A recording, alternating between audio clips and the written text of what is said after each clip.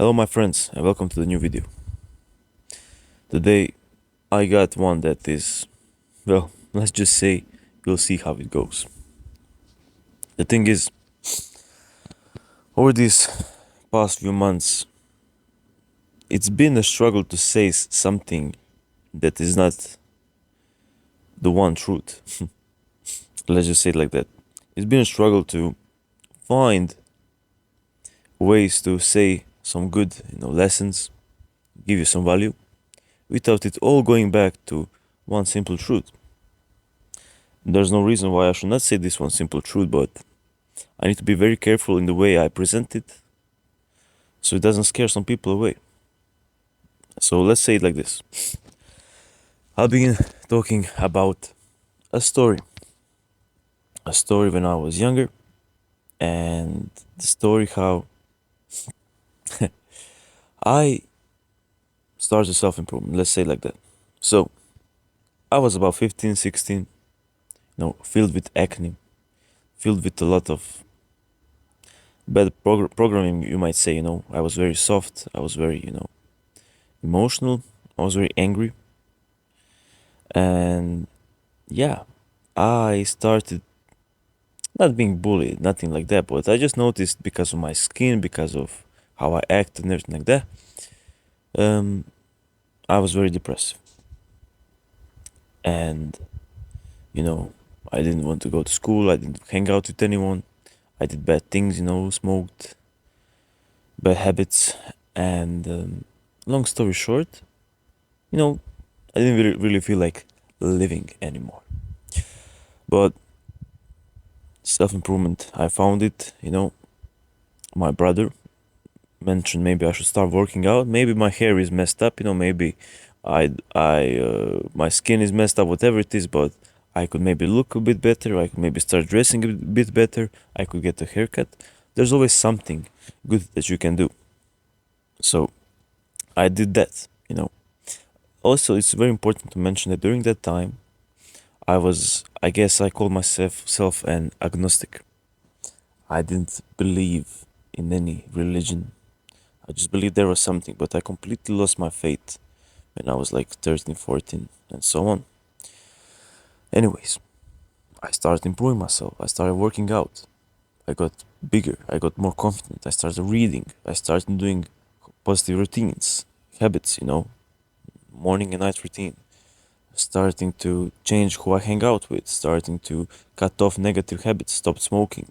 Stop drinking pretty much. Eating healthy.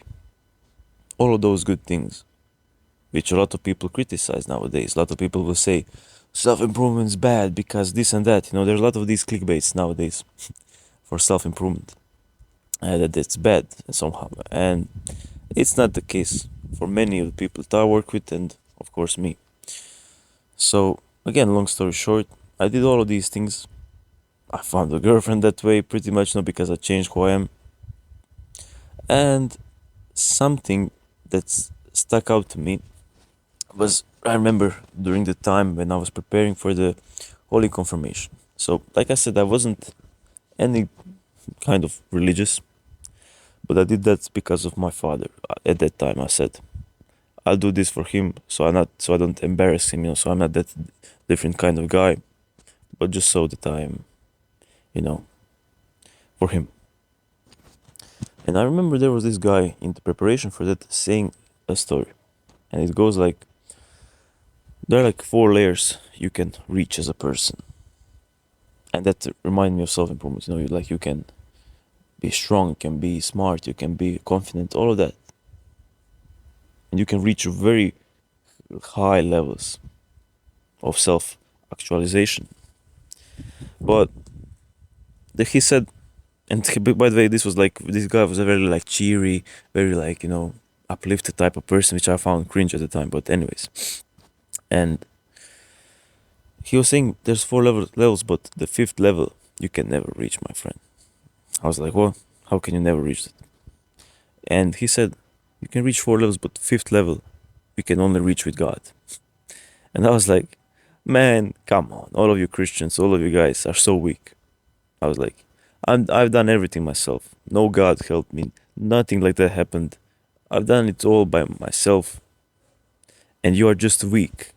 You need some higher power to get you through the life.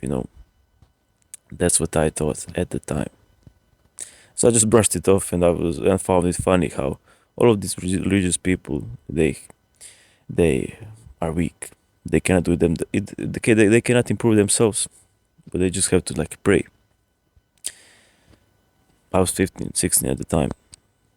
Anyways, and it's very important to note again that I said that this guy was very happy and just seemed like he's doing all right. But I found it cringe at the time. Keep that in mind. So moving on. Like I will not tell my whole story, but I will in another video. But it is important to realize that when you look at self-improvement, what is it essentially? Especially this modern solar era, this modern stuff that's going on. You look at it and you see that it is gathering many different things, habits, tasks from many different cultures, even religions, all over the world. There's some Eastern influence such as meditation, spirituality, this all new age stuff. It's obviously coming from somewhere. It's not a self-improvement book that came out and it said you need to do this and that. It's from there, even fasting, stuff like that. Then there's some like business applications, with setting goals, with leadership, with all of those things. They come from business world. There are strategies that people use to get their businesses to get better.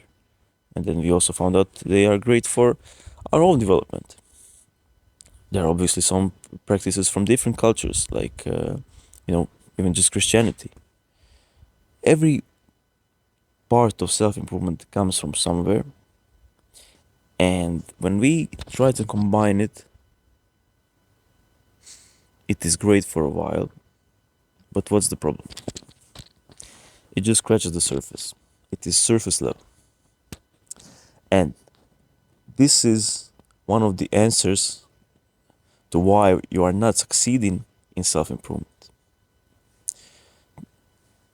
I might just title this video, what is missing in self-improvement? Why are you failing constantly? Besides the obvious answers such as lack of discipline, lack of good goals and vision, lack of the strong reason why, one of the reasons why you're failing at it because self-improvement in itself doesn't have a strong root.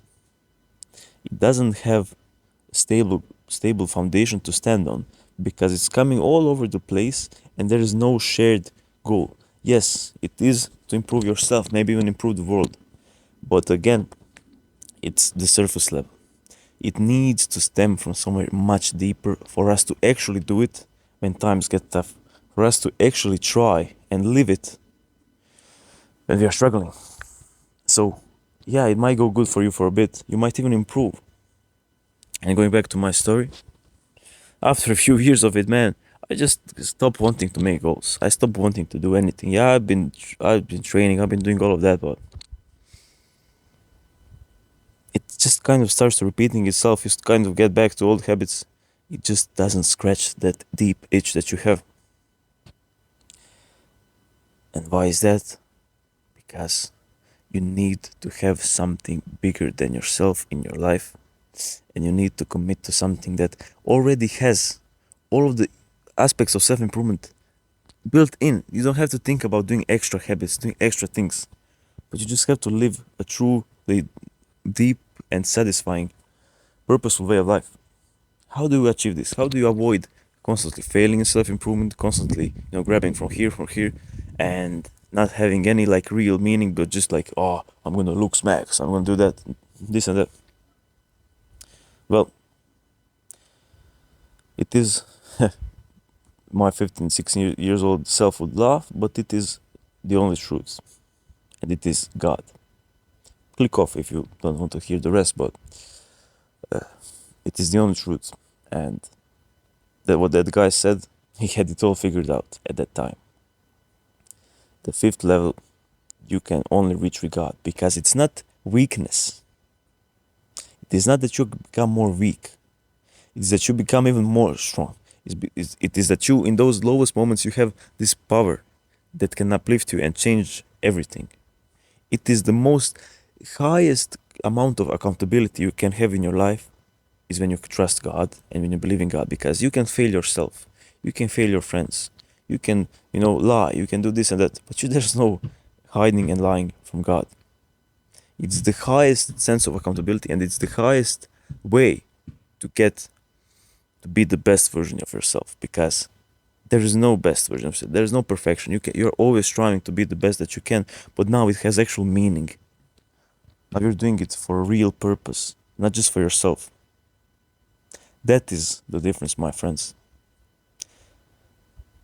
To sum it up, if you want to be the best possible version of yourself, if you want to be the most satisfied version of yourself, if you want to make the most impact in the world, if you want to be the best father, best mother, best wife, husband, whatever, you need to put your priorities first with God, and then everything else magically comes together. Because if you are a true believer in God, if you have the true faith, you need to pray. You need to not to eat bad food. You need to take care of your body, to take care of your family, to take care of the world.